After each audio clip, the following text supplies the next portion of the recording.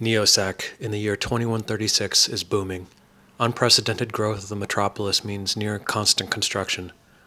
The buildings extending into the sky creates a persistent shade that covers the city and its surrounding highways. The roads are numerous and more are being built every day. With the rise of commerce, the need for workers is exponential.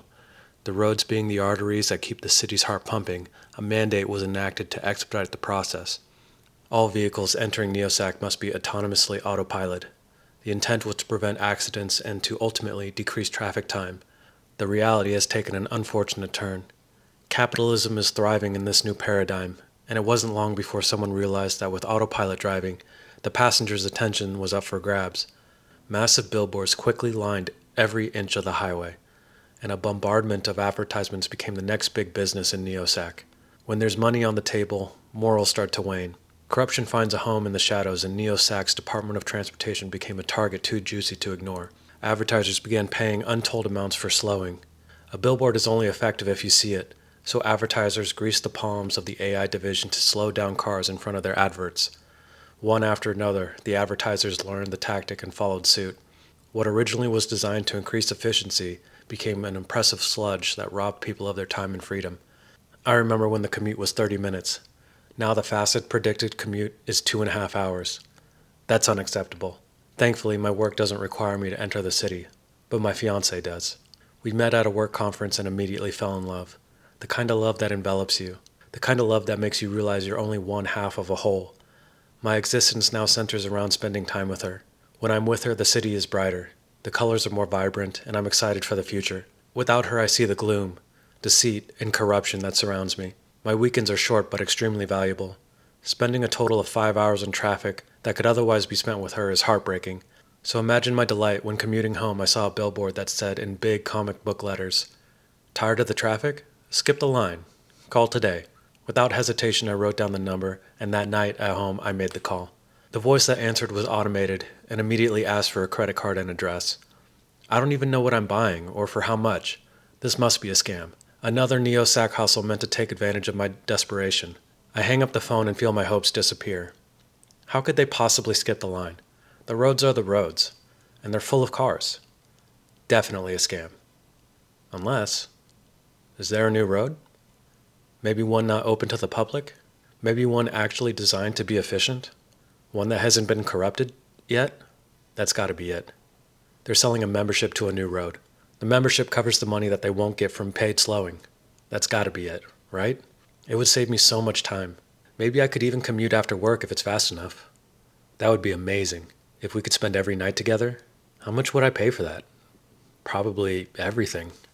Fuck it, I'm doing it. With credit card in hand, I called the number. The mechanical voice chimed in, "Please enter your credit card and address." Nervous excitement made my fingers twitch as I entered the information. "Processing," said the voice. "Approved," and the phone clicked silent. Moments later, a static charge filled the air. The hairs on my arms and neck stood erect, and a buzzing in my ears hummed intensely. And then gone. No more static, no more hum. And then a knock at the door. The fuck? Opening the door, I see a small package on my doorstep. A cube approximately 8 inches. This can't be what I just ordered. How is it here right now? In the package was a device that resembled an oversized Rubik's Cube. It's heavy and clad in metal. On one side, there is a keypad with a small screen. Also in the box was a card labeled instructions. The information on the card was limited but read, "Thank you for purchasing your Weave device. All sales are final. Mount in the center of your vehicle, enter your destination address, and press enter." The back of the card was blank except for a logo of an octopus and the word Weave with each letter separated by periods, implying that it's an acronym. I don't think this is a road membership. What the hell did I order? How much did this cost? A quick glance at my banking app revealed a panic I wasn't expecting. $8,000? I spent $8,000 for this? How is this legal? This has got to be the craziest scam I've ever seen, and my dumbass fell for it. I've got to be the biggest idiot in the world to just give some random phone number free rein over my credit card. God, how could I be so stupid? This has got to be the dumbest thing I've ever done for love. Pacing around my home, feeling anxious and remorseful, I feel the air fill with static again. The buzzing returns to my ears, and just like before, it's gone in an instant. Again, a knock at the door. This time, there's just a card on my doorstep. It reads, "Seriously, try it out." The agony of my purchase is now replaced with unsettling intrigue. How is this here right now? What is all this? What did I buy? And why the hell is it $8,000? A pause in my thought allows me to feel the silence around me. A moment of what if grows into a torrent of maybe it's not a scam. Maybe I should go try it out. It's late, but what else am I doing? Hurrying to the car, I think I'll go see my beloved. This was all for her anyways. She'll get a kick out of my desperation. It won't work, and we'll have a laugh when I arrive in 2.5 hours. I'll head home and just sleep on the way back. It'll be fine. What's the worst that can happen? With the Weave device mounted in the center of the dash, I powered up the car. Oddly, the screen of the Weave device illuminates and the words "Enter Destination" begin to scroll across the screen. I pull out onto the road and head towards the highway. Fumbling the buttons on the keypad, I enter the address. Pulling onto the ramp for the highway, my car informs me that autopilot has automatically engaged. Merging onto the highway, my car starts to slow and the first billboard comes into view. After keying the address, there's nothing more to do but hit enter and see what my money has got me. Sheepishly, I press the button. Another prompt, confirm. I hit enter again. Instantly, the car fills with the static charge I felt at my home. The buzzing rings, but this time much louder. The Rubik's Cube-looking device begins rotating and shifting to a predetermined configuration. Once reached, the pieces of the device lock together and pink light exudes from its seams. The cube opens. Sheets of glowing pink unfold like origami, expanding outwards and enveloping the car. The buzzing has grown to a sonic vibration. My whole body hums, and my teeth feel as if they're floating in my gums. At this moment, a pink sheet moves 10 feet in front of the car and begins to open like a book. First horizontally, and then vertically. It's an opening. I can see between the pink folds a depth, a space that looks vast and metaphysical.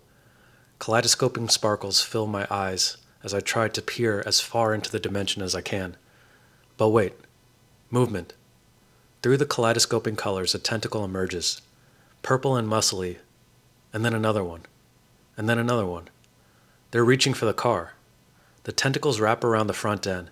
They lift and drag the moving vehicle into the air, retracting into the colorful void. Breaching the threshold of the space, I see how vast it is, extending for infinity with nothing occupying it. Panic, mixed with fear, mixed with awe. My mind races for something recognizable. I follow the tentacles. Fully in this pocket dimension, the pink envelope folds closed behind me. Tracing the tentacles to their convergence, I see a mass of writhing hair-like appendages. Each tentacle with a mind of its own, searching and weaving through the mass. The car begins to descend toward it. The tentacle's grip on the car is firm and unshifting. Stunned by everything, it's hard to breathe. There's no fight or flight, just paralysis as the car is slowly enveloped by the mass. More and more tentacles wrap around the car. Darkness fills the window, and the glow of the Weave device is the only reassurance that I haven't disappeared completely. Tears fill my eyes. They burn. I haven't blinked since it started, and the darkness finally gave way to my emotions. Overwhelmed, all I can do is weep. Through my tears, I sense a light. Not the glowing pink kaleidoscope, but a warm orange. Wiping my face, I can see out the windows. I'm on a street. Parked? Under a street lamp. Is this my fiance's house? Am I alive? The Weave device, not glowing anymore, clicks closed, and the words "Arrived" scroll across the display. Shaking and weak, I emerge from the car. The peacefulness of the empty street begins to calm me. Realizing that the device has worked, albeit terrifying, instills a sense of relief. I clear my throat. Blood fills my face again. Heart still elevated, but breathing returns to normal. A smile and a chuckle squeak out, and as I look at my love's house, a single thought enters my mind. The things I do for love.